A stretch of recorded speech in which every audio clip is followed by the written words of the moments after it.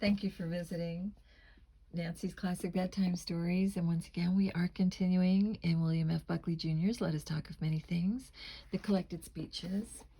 And we begin. Buckley versus Buckley. A self-interrogation excerpted before the National Press Club, Washington, D.C., August 4, 1965.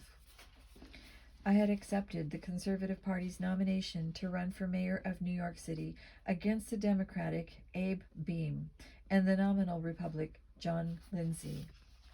When I later wrote a book about the experience, The Unmaking of a Mayor, Viking, 1966, I introduced it with this talk in the form of a self-interview explaining my purposes in running. I got 13% of the vote. The preceding Conservative Party candidate had scored 2%.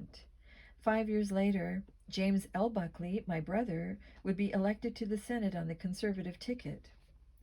Footnote: in 1971, John Lindsay, eyeing the presidency, formally left the Republican Party. But even as a Democrat, he proved to be an unsaleable commodity outside New York City. Question: Mr. Buckley, why are you running for mayor of New York? Answer: because nobody else is who matters. Question: what do you mean, who matters? Answer: who matters to New York? New York is a city in crisis, and all candidates agree it is a city in crisis, but no other candidate proposes to do anything about that crisis. What is it that distinguishes you from these other candidates? Why should only great, big, brave you consent to run on a program that would really liberate New York, while the other candidates do not? Because the other candidates feel they cannot cope with the legacy of New York politics. That legacy requires the satisfaction of voting blocks, with special attention given to the voting block, or blocks, most fractious at that moment. Would you mind being specific?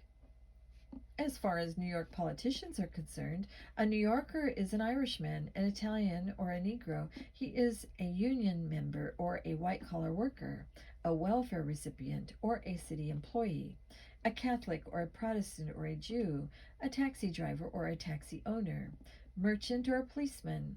The problem is to weigh the voting strength of all the categories and formulate a program that least dissatisfies the least crowded and least powerful categories, while most greatly satisfying the most crowded and most powerful categories. And the victory is supposed to go to the most successful bloc, Benthamite, in the race. What's the matter with that? What is the matter with it that New York is reaching the point where it faces the marginal inutility of block satisfaction? The race to satisfy the block finally ends in dissatisfying even the individual members of that same block. If, for instance, you give taxi owners the right to limit the number of taxis available in the city, people who need taxis to get from where they are to where they want to go can't find taxis when they most want them. If you allow truck drivers to double park because it is convenient for them and for the merchants whose goods they are unloading, traffic is snarled and taxi drivers can't move fast enough to make a decent living. When traffic is snarled, people stay away from the city and the merchants lose money. If the merchants lose money, they want to automate to save costs. But if the unions don't let them automate, they want to leave the city. When they leave the city, there are fewer people to pay tax of city officials and to the unemployed. The unemployed aren't always allowed to drive taxis because the taxi companies have monopolies. Taxes have to go up because there are fewer people to pay them. The unemployed grow restless and breed children in crime. The children drop out of school because there isn't anyone at home to tell them to go to school. Some of the children who do go to school make school life intolerable for other children, and they leave to go to private schools. The teachers are told they mustn't discipline the school children, otherwise they will leave the schools and commit crime and unemployment. The unions don't want the unemployed hired because they will work for less money, or because they are Negroes or Puerto Ricans and obviously can't lay bricks or wire buildings like white people can, so they are supposed to go off somewhere and just live and stay out of the way. but they can't live except in houses, and houses are built by plumbers and electricians who get $8, $10, $12 an hour, which means that people can't afford to buy houses or rent apartments at rates the city can't afford to pay to its unemployed, so the federal government has to build housing projects. But there aren't enough housing projects, so there is overcrowding, and family life disintegrates. Some people turn to crime, others to ideology. You can't walk from one end of New York City to the other without standing a good chance of losing your wallet, your maidenhead, or your life, or without being told that white people are bigoted, that Negroes are shiftless, that free enterprise is the enemy of the working class, that Norman Thomas has betrayed socialism, and that the only thing that will save New York is for the whole of the United States to become like New York. Block voting is all the more dangerous, potentially, with the advent of the contemporary democratic mania. The illegitimization of any state legislature in which representation is based other than on one man, one vote, brings the possibility that the big cities will dominate entire states, that New York City politicians will, if not successfully challenged in their own lair, control both houses of the New York State Legislature and impose upon the state their own neuroses and taboos.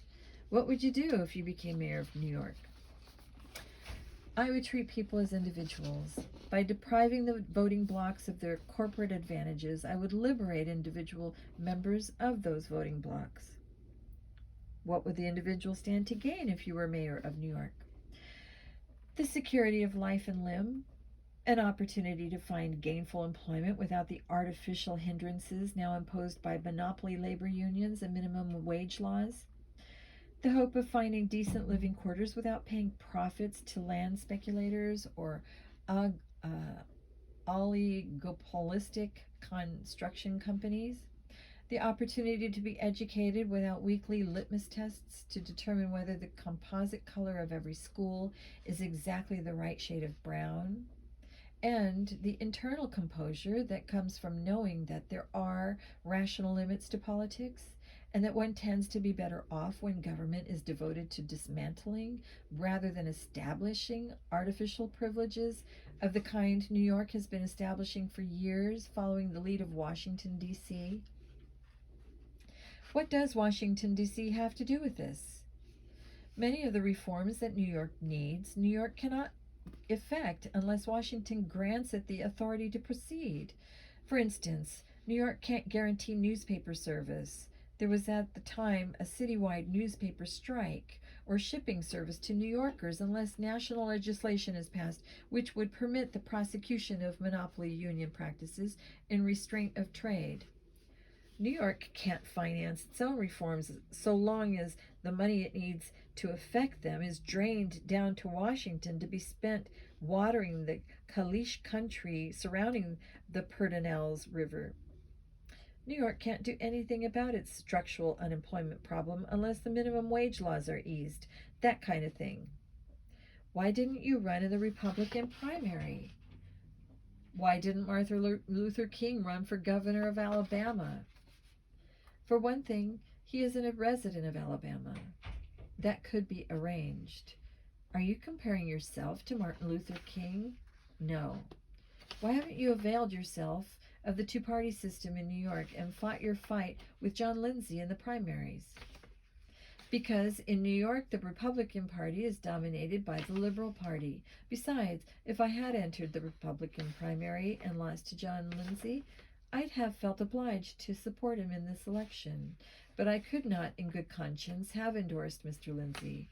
To avoid this dilemma, I am running as a conservative on a platform that is wholly congruent with the Republican National Platform of 1964. If the Republican Party in New York City is oriented towards democratic principles, then isn't that because New York Republicans wish it to be so? And don't New York Republicans have the right to shape the character of their own party? Barry Goldwater in 1964 got 800,000 votes in New York City. If there are 800,000 people in New York City willing to vote for Barry Goldwater, you have to assume that the Republican Party, understood as a party reflecting an alternative view of government to that of the Democratic Party, isn't dead in New York City. The question then is whether to try to double those 800,000 votes to the point sufficient to win an election by evangelizing, or as John Lindsay is doing, by unsexing the Republican Party and flitting off with the Democratic majority for the purpose of achieving a Republican victory that would be purely nominal and would ultimately convince the voters that the Republican Party offers no genuine alternative. Isn't John Lindsay engaged in revitalizing the Republican Party? No, he is engaged in devitalizing the Republican Party.